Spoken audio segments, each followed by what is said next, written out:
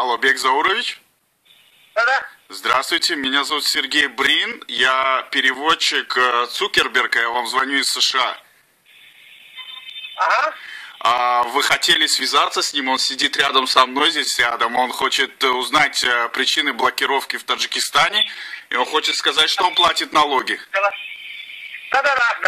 Да, когда вы откроете Facebook? Ну, мы сейчас занимаемся, поведением Facebook. Нравится некоторым нашим добровольцам, и они звонят нас, просят его не открывать. Ага.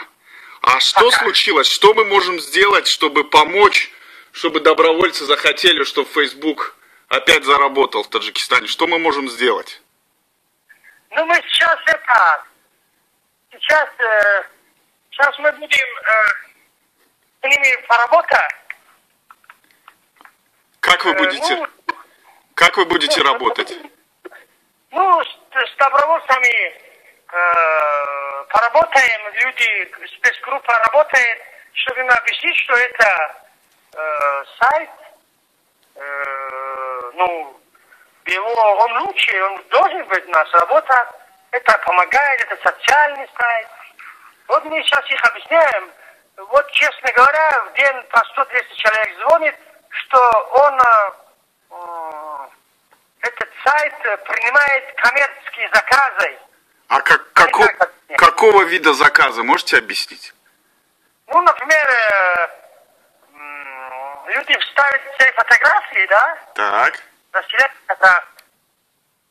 Мне так объясняют, что в этой Фейсбуке, значит, люди друг друга заказывают, что пишите про них так, пишите про них так, и кому-то платит. Понятно. Ну, А в Китае нет уже, правильно? Они живут лучше нас. Лучше нас. Но может быть, если Facebook открыть, то жизнь станет немножечко лучше у таджикистанцев? Не, ну вы говорите, что Китай это... Ну... Понятно. Я переведу ваши слова мистеру Цукербергу, Марку.